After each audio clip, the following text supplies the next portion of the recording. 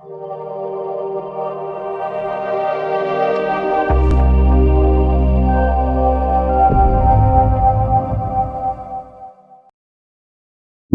राजस्थान के YouTube channel में आपका हार्दिक स्वागत है। हम अध्ययन कर रहे थे राजस्थान सेवा नियमों का। अब इसमें जो अपना टॉपिक चल रहा था अवकाश के विभिन्न प्रकार, अवकाश के विभिन्न प्रकार। अब जो अपने अध्ययन करेंगे रूल नंबर 91 का अध्ययन करेंगे। ठीक है, जो किससे संबंधित है? उपार्जित अवकाश, उपार्जित अवकाश से संबंधित है। जो किससे संबंधित है? उपार्जित अवकाश से संबंधित है। ठीक है, उपार्जित अवकाश एवं उसकी देयता नियम 91 एक क के अनुसार राज्य कर्मचारी जो स्थायी या अस्थायी है को एक कैलेंडर वर्ष में 30 दिन का उपार्जित अवकाश दे होगा। कितने दिन का होगा? 30 दिन का। ठीक है, उसका लेकिन भारतीय पुलिस सेवा के अधिकारियों को छोड़कर राजस्थान सशस्त्र पुलिस के सदस्य जो भारतीय रिजर्व बटालियन में तैनात है को कैलेंडर वर्ष में 42 दिन का उपार्जित अवकाश दे होगा।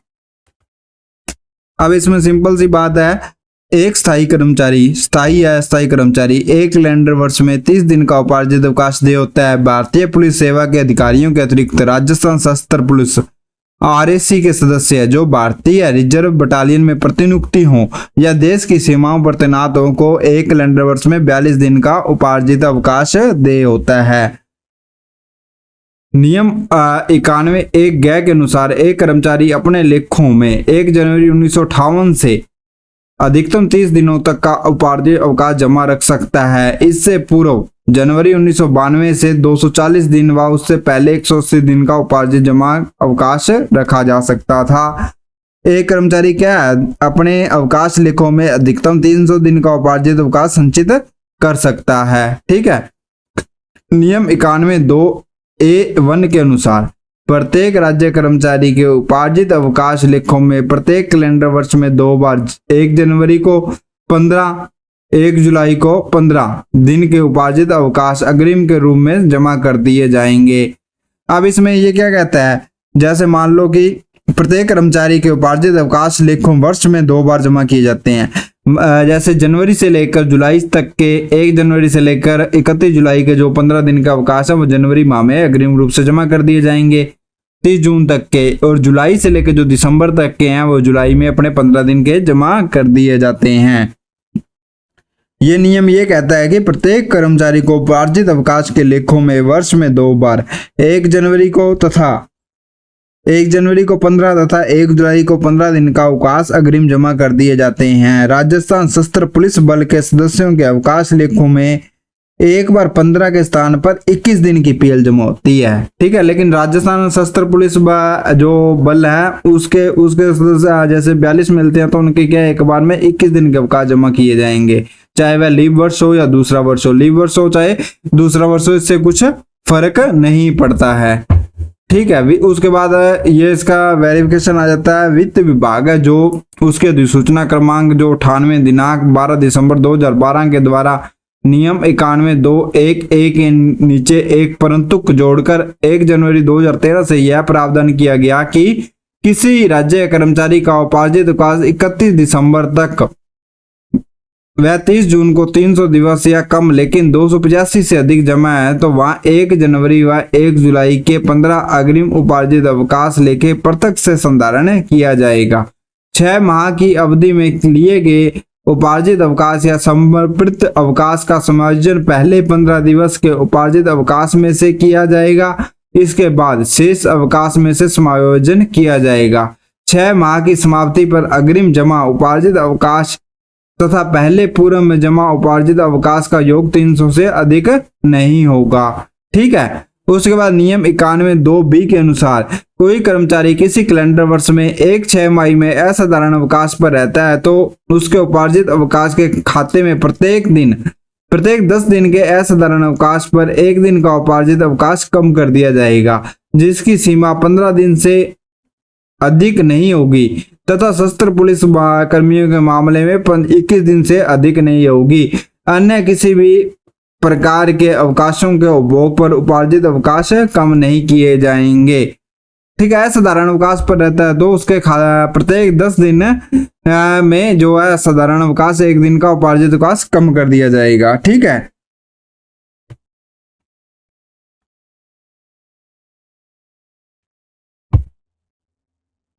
नियम 91(2)(b) के अनुसार कोई कर्मचारी किसी कैलेंडर वर्ष में जो असाधारण अवकाश पर रहता है तो उसके उपार्जित अवकाश प्रत्येक 10 दिन के साधारण अवकाश पर 1 दिन का उपार्जित अवकाश कम कर दिया जाएगा। ठीक है, जिसकी अधिकतम सीमा 15 दिन से अधिक नहीं होगी। सशस्त्र पुलिस कर्मियों के मामलों में 21 दिन से अधिक नहीं होगी। अन्य किसी भी प्रकार के अवकाशों का उपभोग करने पर उपार्जित अवकाश क्या कम नहीं किए जाएंगे। ठीक है, उसके बाद नियम 91(3) के अनुसार सेवा नियम 59 के प्रावधानों को ध्यान में रखते हुए एक राज्य कर्मचारी को एक समय में अधिकतम 120 दिन का उपार्जित अवकाश स्वीकृत किया जा सकेगा।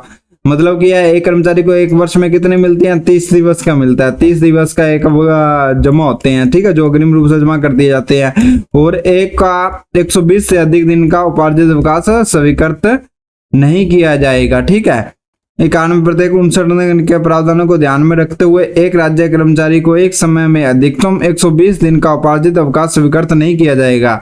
यदि उसे ऐसा अवकाश किसी मान्यता प्राप्त या अस्पताल में टीबी, कैंसर, कोढ़, मानसिक रोग आदि निदान के लिए आवश्यक हो तो एक समय में 300 दिन का अवकाश उपार्जित अवकाश दे होने पर स्वीकृत किया जा सकता है।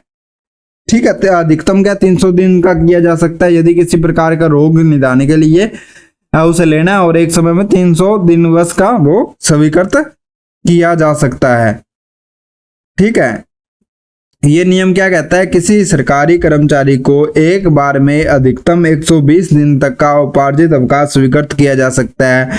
अस्पताल से टीबी, कैंसर, कुष्ठ या मानसिक रोगों के इलाज के लिए 300 दिन का तक का उपार्जित अवकाश एक बार में स्वीकृत किया जा सकता है। ठीक है, जो उसके बाद है नियम 91(4) के अनुसार यदि कोई कर्मचारी किसी कैलेंडर वर्ष में किसी 6 माह में राज्य सेवा में नियुक्त होता है तो उसे प्रत्येक पूर्ण माह की सेवा पर 2.5 दिन का उपार्जित अवकाश दे होगा। सशस्त्र पुलिस कर्मियों के मामलों में 3.5 दिवस का होगा। ठीक है, ये सिंपल सा नियम है। किसी कैलेंडर वर्ष की 1-6 माह के बीच में सेवा नियुक्त होने वाले कर्मचारियों को उसके प्रत्येक पूर्ण माह की सेवा के लिए 2.5 दिन की पीएल जमा की जाएगी। ठीक है, ये अनुपातिक रूप से जमा होती है। भारतीय रिजर्व बटालियन में प्रतिनियुक्त आरएसी कार्मिकों के लिए ये 3.5 दिवस की होगी। ठीक है, ये अनुपातिक है, जितने महीने की मतलब वो सेवा कर लेगा। जैसे 6 महीने पर क्या कहते हैं अपने को 15 मिलती है तो 1 महीने पर 2.5 मिलेगी, उधर 6 महीने पर क्या कहते हैं 21 मिलती है तो 3.5 मिल जाएगी। ठीक है, उसके बाद है नियम 91(4) के अनुसार एक राज्य कर्मचारी के द्वारा पद त्याग करने, अस्थायी सेवा समाप्ति पर, सेवा से निष्कासित या बर्खास्त करने पर, सेवा मुक्त करने पर अथवा सेवा में रहते हुए मृत्यु हो जाने पर सेवानिवृत्त किए गए सरकारी कर्मचारी को देय स्वीकार्य या उपार्जित अवकाशों की गणना के लिए 1 जनवरी अथवा 1 जुलाई जैसे भी स्थिति हो वाली 6 माह के प्रति पूर्ण माह की उस घटना की सेवा की अवधि के आधार पर 2.5 दिन एवं सशस्त्र पुलिस कर्मियों के मामलों में 3.5 के दिन के आधार पर गणना की जाएगी। गणना करते समय उस माह के अंतिम दिन तक गणना की जाएगी जिसमें कर्मचारी घटना के कारण संबंध सेवा से संबंध विच्छेद करता है।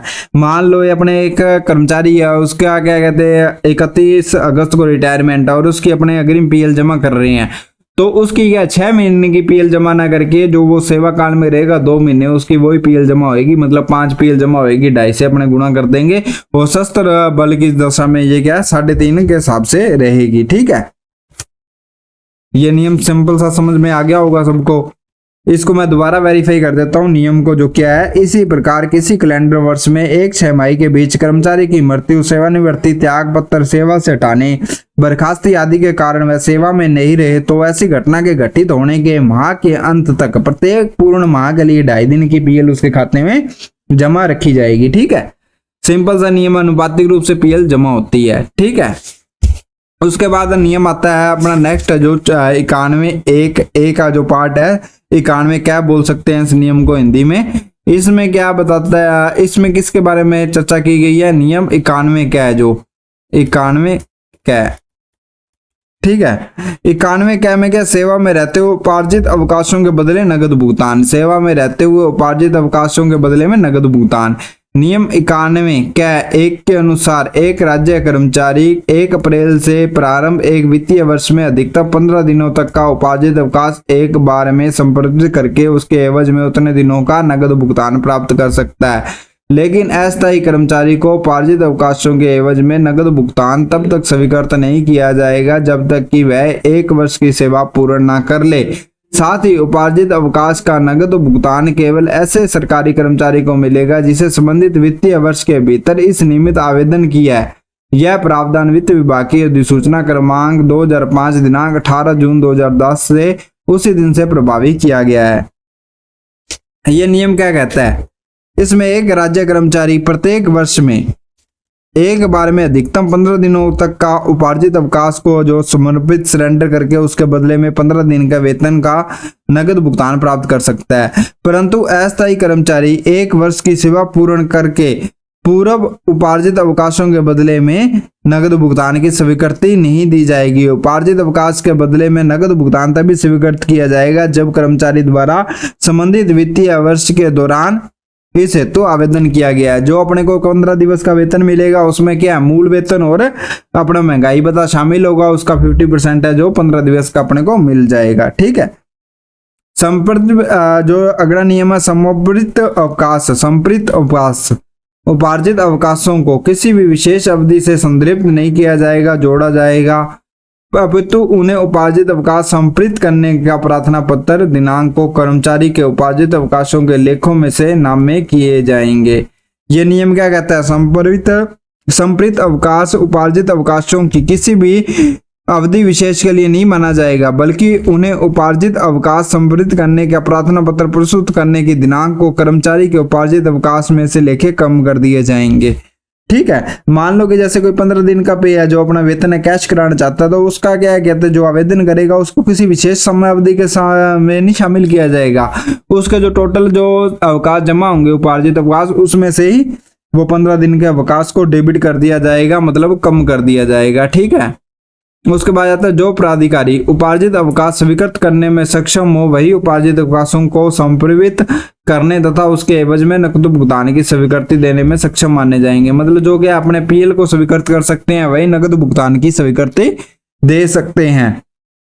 ये क्या कहता है? उपार्जित अवकाश स्वीकृत करने के लिए सक्षम प्राधिकारी ही उपार्जित अवकाशों के संप्रेषण एवं उसके बदले नकद भुगतान की स्वीकृति देने में सक्षम होगा।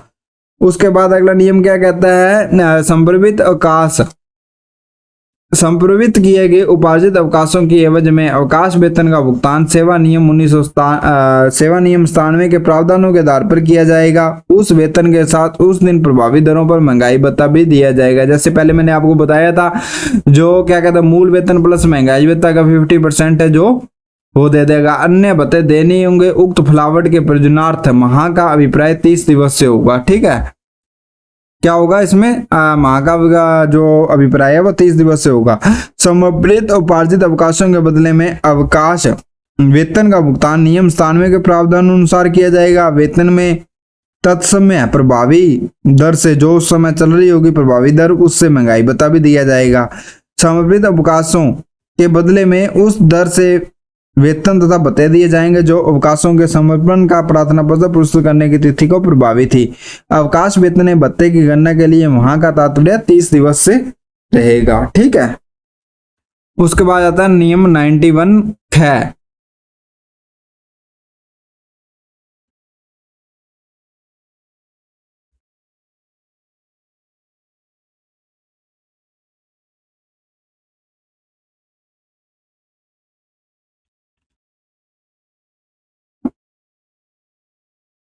सेवानिवृत्ति पर अनुपयोजित उपार्जित अवकाशों के एवज में नगद भुगतान नियम 91 है।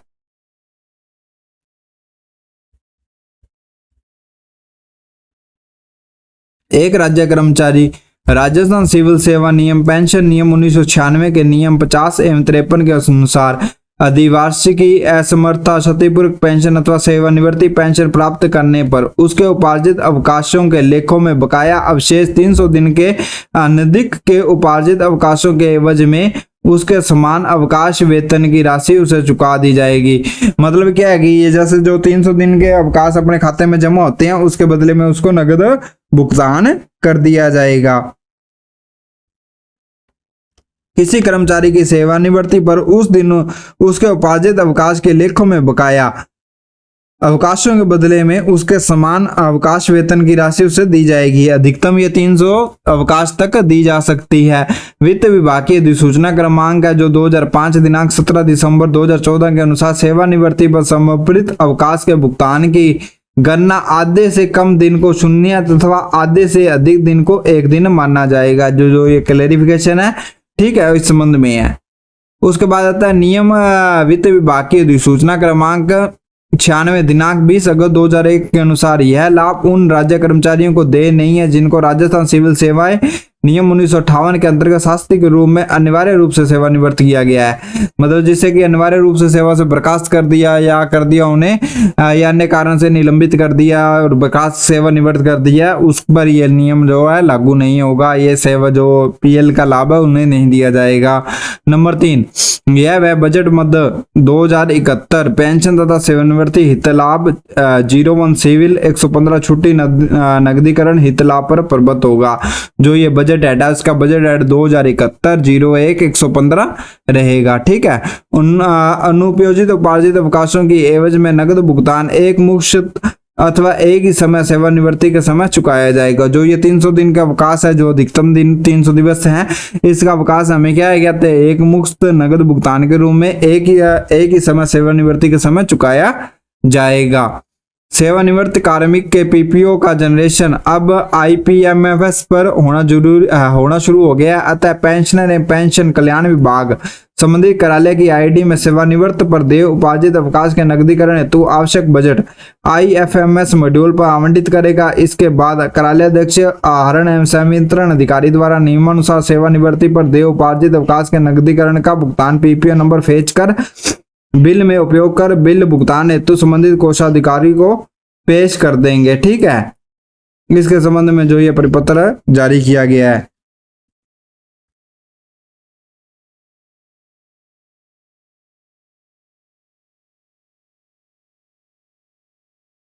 इस नियम में अनुपयोजित उपार्जित अवकाशों की एवज में अवकाश वेतन की फिलावट कर्मचारी की सेवानिवृत्ति के दिन की वेतन की दर व उसी दिन के महंगाई भत्ते के अनुसार की जाएगी। अन्य कोई क्षतिपूर्वक भत्ता नहीं मिलेगा। अब ये जो इसकी गणना किस प्रकार की जाएगी, जो ये 300 दिन का अवकाश मिलेगा, जो उसके अंतिम दिन उसका जो वेतन है, मूल वेतन है, जो उसे महंगाई भत्ता मिल रहा है, उस पर ही ये गणना की जाएगी। ठीक है। पे मैनेजर पर आहरण एवं वितरण अधिकारी द्वारा सेवानिवृत्ति पर देय उपार्जित अवकाश के नकदीकरण का बिल बनाते समय पीपीओ नंबर से ही डेटा लिया जाकर प्रेषित किया जाएगा। जो ये डेटा पीपीओ नंबर से ही लिया जाएगा। ठीक है। अनुपयोगी उपार्जित अवकाशों की एवज में देय नगद भुगतान की फिलावट निम्न प्रकार से की जाएगी। इसमें जो नगद भुगतान होना है उसकी गणना किस प्रकार से की जाएगी। गणना के संबंध में ये जो सूत्र है, नगद भुगतान कितना होना है, सेवानिवृत्ति के दिन उसका मूल वेतन कितना था, ठीक है, और चालू वेतन के जो उसका मूल वेतन, अब तो L9 वाला वो L1 L2 वाला सिस्टम कर दिया तो वो सीधा ही पता लग जाता है। ग्रेड पे का रोल नहीं रहा, अब ग्रेड पे का कोई रोल नहीं है, तथा उस पर महंगाई भत्ता मिलता है। जो सेवानिवृत्ति के समय अनुपयोजित उपार्जित अवकाशों की संख्या अधिकतम जो उसकी संख्या है वो क्या कहते हैं, उसका इंटू में 300 दिन कर दिया जाएगा तो उसकी गणना हो जाएगी। उसके बाद ये है कि नियम जो है इसके संबंध में कार्यालयाध्यक्ष तथा विभागाध्यक्ष जैसी भी स्थिति में हो इस प्रकार के अनुपयोजित उपार्जित अवकाशों की एवज में नगद भुगतान की स्वीकृति देने में सक्षम माने जाएंगे, जिनकी 300 से अधिकतम सीमा होगी। राज्य सरकार ने यह निर्णय लिया है कि सक्षम प्राधिकारी संबंधित सरकारी कर्मचारी से आवेदन पत्र प्राप्त करने पर सेवानिवृत्ति की तिथि को 1 माह पूर्व अग्रिम नगद भुगतान के लिए आदेश जारी कर सकेगा, लेकिन इसका भुगतान सरकारी कर्मचारी की वास्तविक सेवानिवृत्ति के प्रभावी होने के बाद ही किया जाएगा। नगद भुगतान स्वीकृत करने एवं वास्तविक सेवानिवृत्ति की तारीख से उस अवधि के दौरान साधारणतः उसे कोई उपार्जित अवकाश स्वीकृत नहीं किया जाएगा। विशेष परिस्थिति में यदि कोई अवकाश स्वीकृत करने की जरूरत हो तो नगद भुगतान के लिए पूर्व में जारी किए गए आदेशों को भी सक्षम प्राधिकारी साथ साथ में संशोधित किए जाने चाहिए। ठीक है। जिन कर्मचारियों की अधिवार्षिकी आयु के बाद सेवा विवृद्धि करके आगे रखा जाता है उन्हें भी अनुपयोगी उपार्जित अवकाशों की एवज में एक मुश्त नकद भुगतान उनकी सेवा वर्दी की समाप्ति पर अंतिम रूप से सेवानिवृत्त किए जाने पर प्राप्त हो सकेगा। ऐसे मामलों में अवकाश स्वीकृत करने के लिए सक्षम प्राधिकारी ऐसे कर्मचारी के उपार्जित अवकाश की संपूर्ण या आंशिक नगद राशि को रोक सकेगा जो निलंबन के अधीन रहते हुए उसके विरुद्ध अनुशासनिक अथवा आपराधिक कार्रवाई के लिए लंबित रखते हुए अधिवार्षिक की आयु प्राप्त करने के कारण राज्य सेवा से सेवानिवृत्त हो गया था। सक्षम प्राधिकारी ऐसा तभी कर सकेगा जब उसके विरुद्ध कार्रवाई करने के समाप्त होने के समय उसे कुछ राशि वसूली योग्य होने की संभावना हो। कार्रवाई के संपन्न हो जाने के बाद सरकारी बकायों का समायोजन करने के बाद यदि कोई इस प्रकार की रोकी गई धनराशि प्राप्त करने के लिए सरकारी कर्मचारी है जो पात्र होगा। ये जो नियम थे इसमें अपने क्या कहते हैं, एक बार विशेष रूप से अपने इसको रिवाइज कर लेते हैं, क्या क्या रूल थे जो इसमें अपनों क्या क्या पढ़ा, ये अपने एक बार रिवाइज कर लेते हैं। किसी कर्मचारी की सेवानिवृत्ति पर उसके उपार्जित अवकाशों के लेखों में बकाया 300 दिन के अवकाश के समान उसकी राशि दी जाएगी। ठीक है। अनुपयोजित अवकाश के बदले में नगद भुगतान की स्वीकृति 300 दिन की सीमा तक एक मुश्त भुगतान के लिए जो है कार्यालयाध्यक्ष या विभागाध्यक्ष वो सक्षम अधिकारी है। ठीक है। सरकारी कर्मचारी की सेवानिवृत्ति के समय फौजदारी प्रकरण विचाराधीन होने पर बकाया उपार्जित अवकाश का नगदीकरण वित्त विभाग की अधिसूचना क्रमांक है जो 2015 दिनांक 13 मार्च 2020 के अनुसार राज्य सरकार के अनुसार ध्यान में लाया गया कि कोई ऐसा सरकारी कर्मचारी जिसकी सेवानिवृत्ति के समय फौजदारी या जो अन्वेषण है जो जांच है वो विचाराधीन है, राजस्थान सेवा नियमों के 91B के तहत बकाया उपार्जित अवकाशों के नगदीकरण के लिए अधिकृत है या नहीं, इस पर राज्य सरकार ने विचार व्यक्त किया है। यह निर्णय लिया है कि राजस्थान सेवा नियम के 91B के उपनियम 1 के अनुसार नीचे दी गई टिप्पणी के अनुसार इस उपनियम के तहत लाभ उन सरकारी कर्मचारियों को अनुज्ञेय नहीं है जो राजस्थान सिविल सेवा नियम वर्गीकरण नियंत्रण अपील 1958 के तहत शास्त्री के रूप में अनिवार्य सेवानिवृत्त किए गए हैं।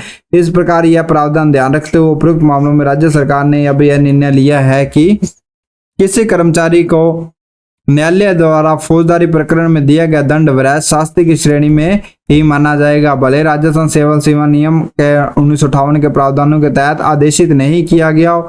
तदनुसार ऐसे मामलों में सरकारी कर्मचारी जिसे दंडित किया गया है कि अधिवार्षिक के समय बकाया उपार्जित अवकाशों के नकदीकरण का भुगतान तब तक अनुज्ञेय नहीं होता जब तक विचाराधीन अपील के निस्तारण पर दंड से पूर्णतः बरी नहीं हो जाता। इसी प्रकार ऐसे मामलों में राजस्थान सिविल सेवाएं नियम 1958 के नियम 16 के तहत विभागीय जांच या सरकारी कर्मचारी के विरुद्ध फौजदारी प्रकरण प्रक्रिया में है तो वह अधिवार्षिक की आयु प्राप्त कर लेता है, तो वहां ऐसे मामलों में बकाया उपार्जित अवकाशों के नकदीकरण का भुगतान केवल तभी अनुज्ञेय होगा जब विचाराधीन प्रकरण के निस्तारण पर दंड से पूर्णतः बरी हो जाए। मान लो ये नियम क्या कहता है, यदि किसी भी कर्मचारी है उस पर कोई राजस्थान सेवा नियम के अनुसार वो क्या कहते हैं कार्रवाई अमल में लाई गई है या उसे अनिवार्य रूप से सेवानिवृत्त किया गया है तो उसे 300 दिन के उपार्जित अवकाश के बदले में नगद वेतन का लाभ तब तक नहीं मिलेगा जब से वह दंड से पूर्णतः बरी नहीं हो जाएगा। ठीक है। उसके बाद आता सरकारी कर्मचारी की मृत्यु पर उपार्जित अवकाश का भुगतान। नियम 91C के अनुसार सेवा में रहते हुए सरकारी कर्मचारी की मृत्यु पर उन उपार्जित अवकाशों का एक मुक्त भुगतान उसके विधवा बच्चों को किया जाएगा, बच्चों को किया जाएगा जो मृत्यु की तिथि के समय किसी सरकारी कर्मचारी को दे हों। नगद भुगतान की विधि नियम 91 के पार्ट जो 4 के अनुसार ही संगठित किया जाएगा। नियम 91C के अनुसार मृतक सरकारी कर्मचारी के परिवार को पेंशन स्वीकृत करने में सक्षम प्राधिकारी से नियम के अधीन की जाने वाली एक मुक्त राशि को स्वीकृत किया कर सकता है।